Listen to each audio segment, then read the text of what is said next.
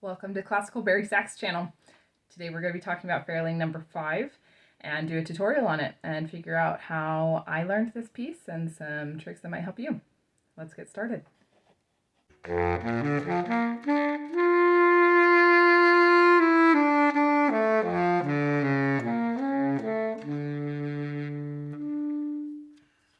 In line 2, measure 3, where it jumps the octave on the B, it shows that it should have a decrescendo. But really, I just like to make so much of that and just have that last note be like an echo that just rings and floats away. And let's remember to have our tapered endings that we talked about in the first Ferling, where you have to let the note gently, just with your air, stop instead of using your tongue to stop it. And that's going to really create the classical sound that we're looking for here.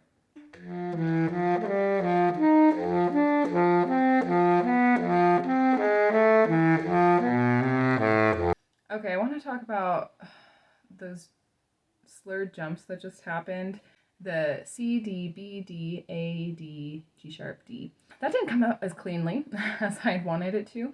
And there are tricky things involved with this because in the baritone saxophone, you have a second register break. Even though you are still pressing down the same register key the whole time, anything that's above a G has a different key, open and close, and anything below a high G has a different register key, opening and closing, to create your octave jump. So whenever we're going from something above a G to something below a G with our register key pressed, it can be just all sorts of crazy and poppy. In particular, going down to a D, we've really got to make sure all of our fingers are landing together. Usually our third fingers on our hands are the culprits. They're very slow. Watch out for that. Think about pressing those down faster. Let's see if I can play it better this time.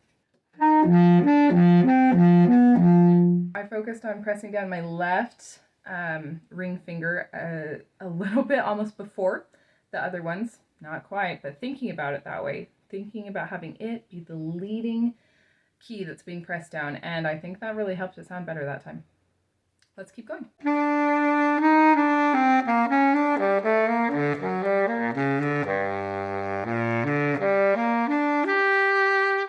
This piece is already really hard to count because you're having to count on the 8th note instead of, we're more used to quarter notes. So that's tricky already. But then having it switch back and forth between the duple and triple feel, you've got to be right on top of it with counting, okay?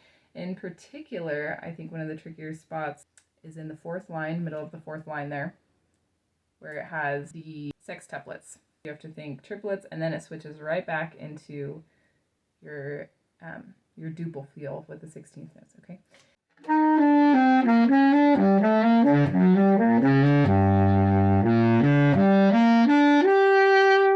It really helps to emphasize each of the downbeats, kind of push on those, and that will help you not get lost, and also the listeners to just understand what's happening and feel good about it.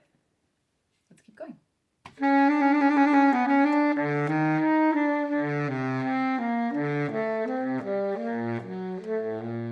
So on those really big jumps, once again, jumps are just so tricky to slur through. It can just sound really choppy, and it didn't come out the way I wanted it to that time either. So especially to slur down to something really low, you need to make sure that your voicing is set for a low note. So you've got to keep it really open and your jaw pushed forward, ready for that low note, and just hope that the high notes hit where they should. So here's an example of me not voicing for the low notes, and you'll hear that it sounds a lot worse.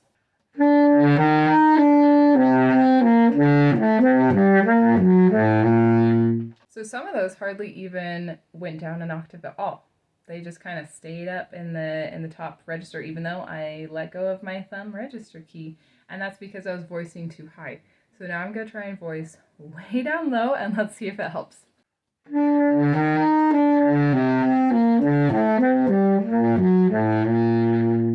That was definitely better. I still have some work to do on that, and I think it might be a matter of making sure I'm really pushing my air through and not kind of holding back each time I change a note, but really driving on through that. Let's keep going.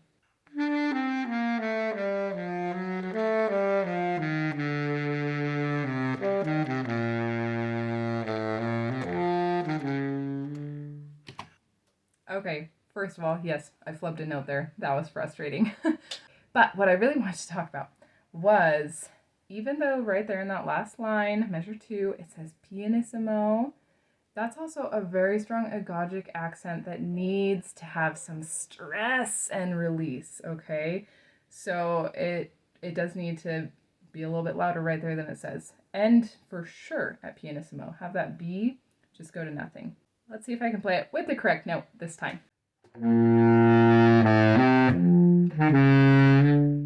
So got the right note. That's what it's supposed to sound like. And another cool thing is that you do decrescendo for the whole da da da da, but then push really hard on that downbeat, just like I did there. Da da da da da da da da da da da. You really need that stress and release to make music emotive at all.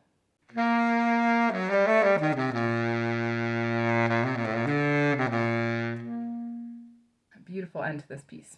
I love that end. I always love it when there's a nice little echo note at the end. And we do have some options here because in line 5, measure 3, from there to the end, there's no dynamic markings. So we get to make our own choices, right? Because we can't leave it the same or else it's going to be so boring. So what I did was I kind of shaped the lines, and particularly the second measure to the end. I crescendoed until I hit the last measure. And then I hit the downbeat nice and strong and backed way off on the upper note.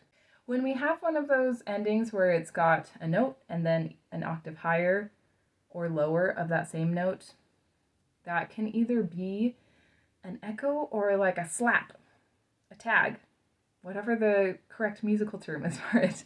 It can either get way softer than the first note we played, or it's got to be way louder. Okay, so here's the first where it gets way softer, which is what I did in my recording.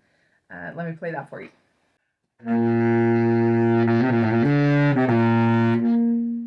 So that's way softer. That's what it sounded like in my recording. I like it. But we could also push through and make it so that it's a loud slap at the end just to wrap it up. Here's what that would sound like. I don't know. What do you think? I think with the tempo of the song, slow and lyrical, that it needs to end gently, just floating away into space.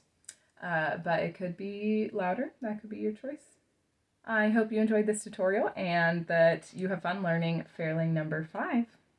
Thanks so much for watching.